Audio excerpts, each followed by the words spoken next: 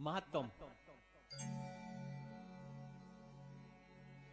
हम विश्वास कैसे करें? तो पहला विश्वास ये बताया गया कि श्रीमद् भागवत कथा सुनने से भक्ति के साथ जो सोए हुए ज्ञान और वैराग्य थे वो जागृत हो गए। एक और कथा सुनाई गई कि एक तुंगभद्रा नदी के तट पर एक ब्राह्मण रहता था। ये विश्वास, अभी कथा पे विश्वास कराया जा रहा है कि इनका भला हो गया तो हमारा भी हो सकता है।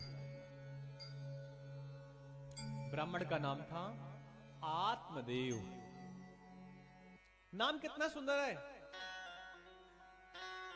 आजकल तो लोग बड़ा विचित्र नाम रख देते हैं। कुछ लोगों का तो नाम हमने सुना कालू,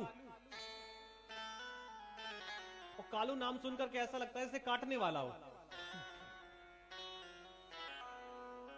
एक जगह तो गए, बोले बच्चे का नाम क्या रखा है? बोले बच्चे का नाम, अरे बहुत सुंदर है, रुद्र। तो हमने कहा तांडव नहीं करता क्या? अरे बोले बहुत करता है। तो भैया रखो नाम रुद्र।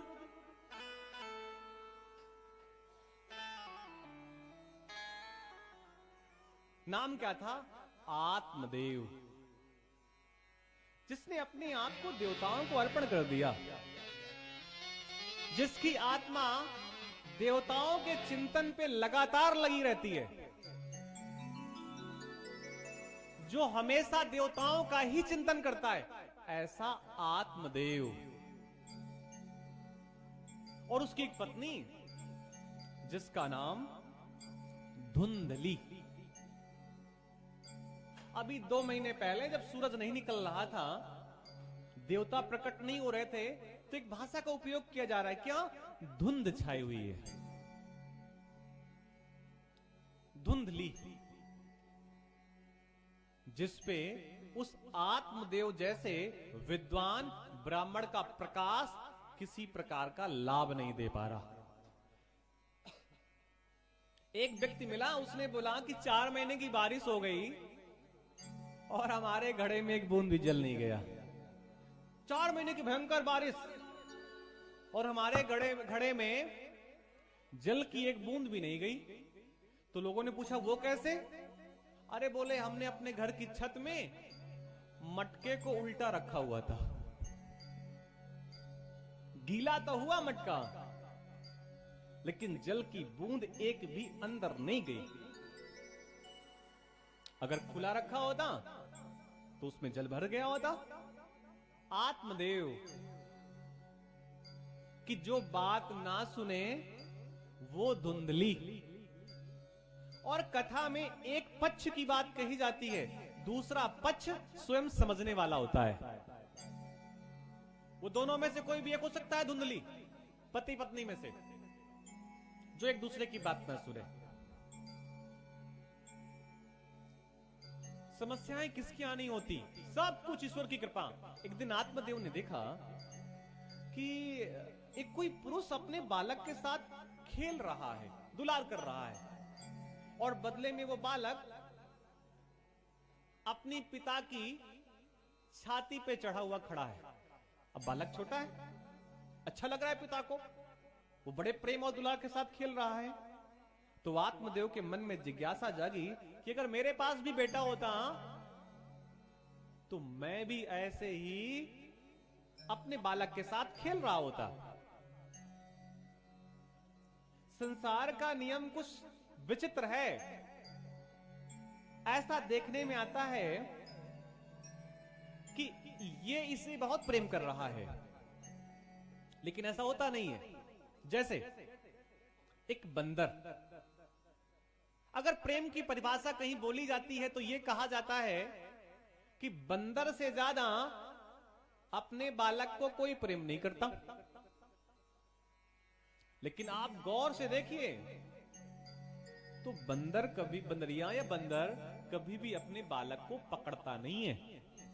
बालक उस अपनी मां या पिता को पकड़े रहता है। लेकिन बंदर से श्रेष्ठ बिल्ली है। रास्ता कट कर दे तो व्यक्ति यात्रा में नहीं जाता, लेकिन बिल्ली अपने बालक का गला पकड़ती है, लेकिन वो मरता नहीं है।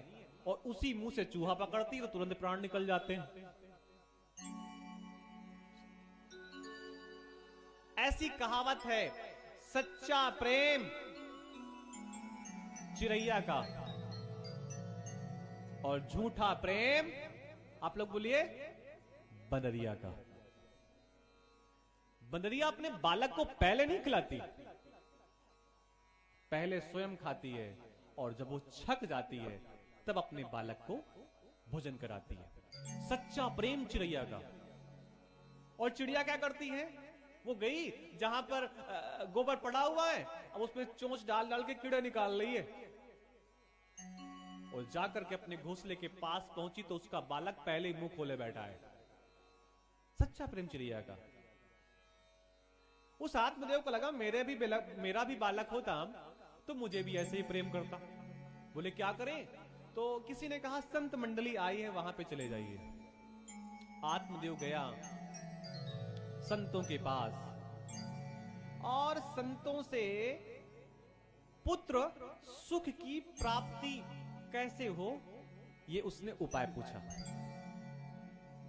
संतों ने कहा कि तुम्हारे मस्तक की रेखा को देख करके हम ये कह सकते हैं कि एक जन्म की बात नहीं, हम अनेकों जन्मों की बात कह रहे हैं कि आपके जीवन में पुत्र सुख नहीं है।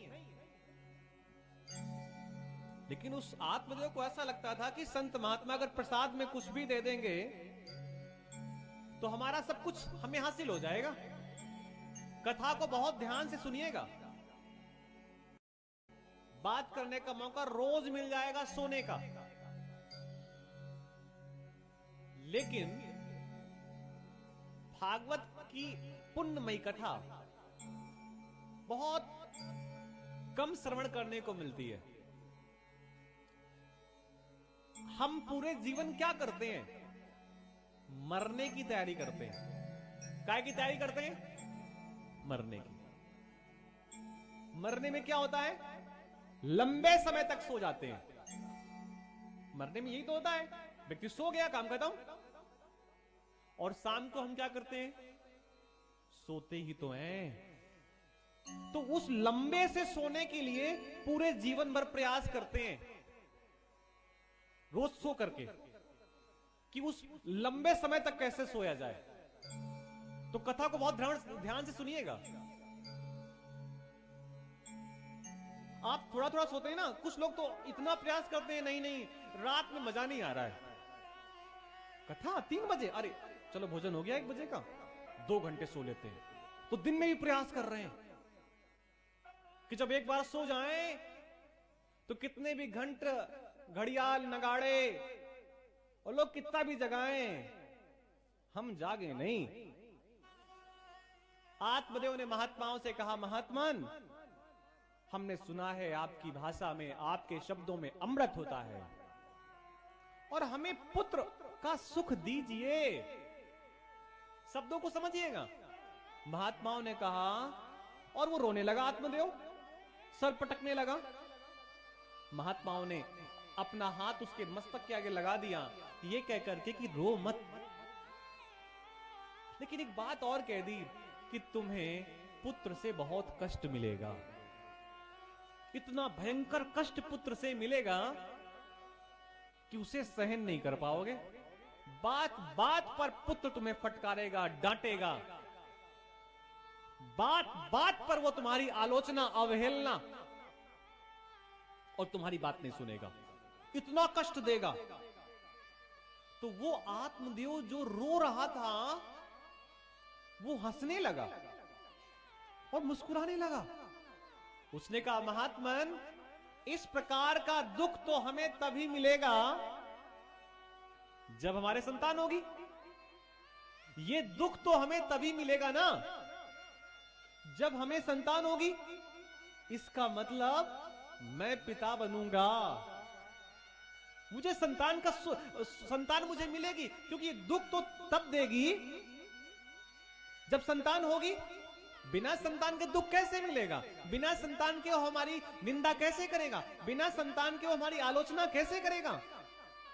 इसका मतलब हमें संतान होगी। इसको कहते हैं जबरदस्ती का आशीर्वाद। व्यक्ति हाथ नहीं रखना चाहता, लेकिन फिर भी पैर छू के अपना हाथ रख दो। अरे उसका मन होगा तो खुद ही रख देगा। अब जबरदस्ती लेना है तो भैया समेटो। बार बार जब जिद की उसने तो एक फल दे दिया।